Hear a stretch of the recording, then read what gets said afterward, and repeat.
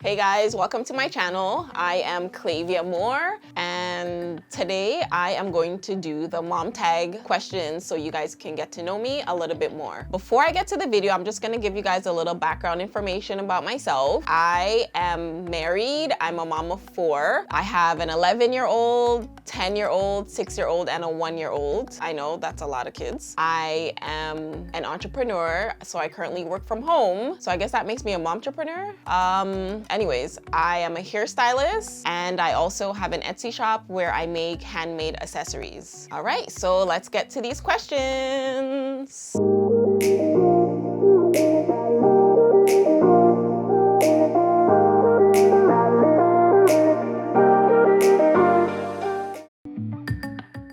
I was 22 when I had my first child. I was 21 when I got pregnant. The hardest thing about being pregnant for 9 months, I think each pregnancy is different, because when I had my first kid, the hardest thing was just not being able to move around like you normally do. You know, the further you get along in the pregnancy, the less stuff that you're able to do. You know, you get out of breath, you're tired, all that stuff. But with my last pregnancy, the hardest thing was not being too busy, because I'm a person that I just go, go, go, go, go. I always have to be doing something all the time. Eating, hello, whatever I wanted.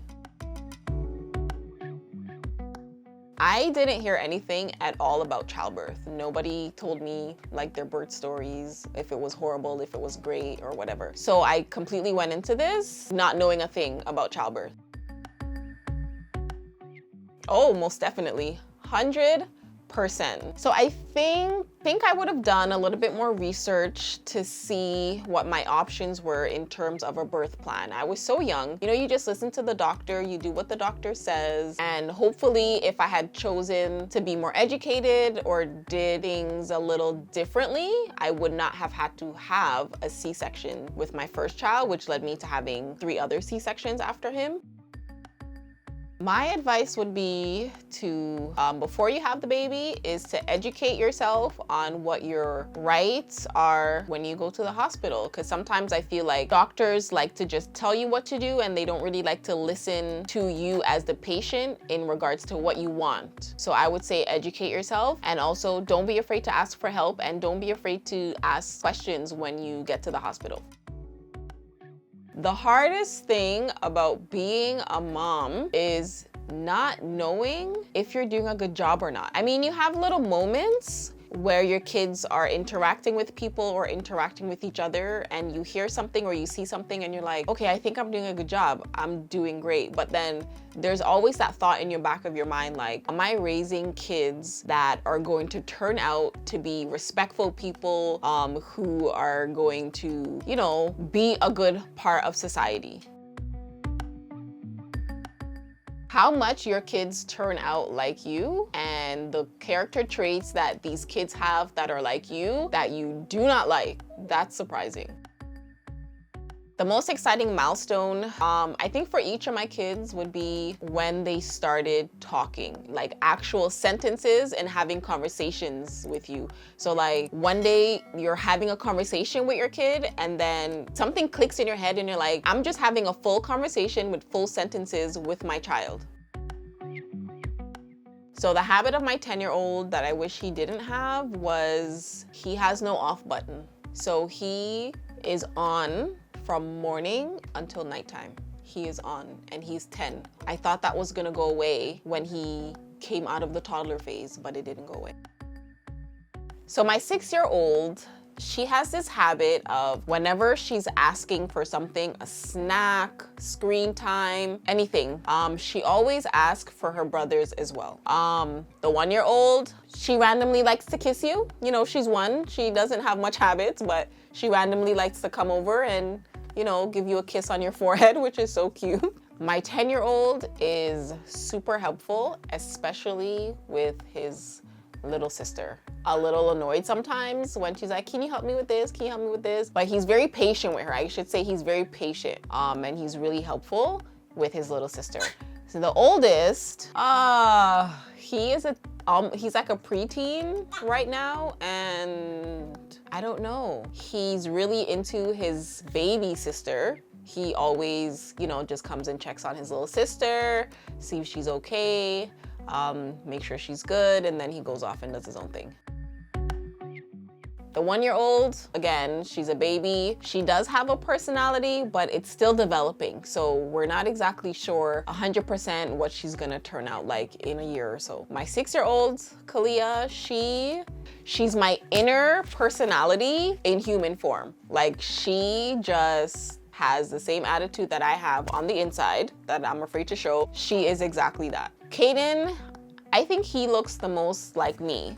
The other kids look like their dad's side of the family. My older son, he looks like my husband's side of the family. Things that we have in common, we're really shy. The both of us are shy. We don't speak a lot to like new people. It takes us a while to warm up to people.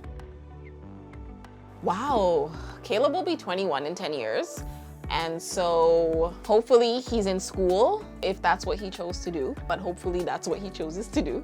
Hopefully he's in school, just being a young adult, living his life, hanging out with his friends, being a good addition to society. Caden will be 20, so hopefully he's doing the same thing as well. And I just hope that they're really close as they're older. I just want all of these kids to be really close when they're older. Kalia is gonna be 16, and hopefully she just has the sweetest personality because she's gonna be a teenager, and those teenage hormones and those girls, and they get attitudes. So hopefully we're still close, and hopefully she is sweet because I don't know if I can deal with the attitude. And the 1-year-old is gonna be 10. She's gonna be 11. So hopefully she's still sweet as well, because I don't know if I can deal with 2 attitude girls at the same time.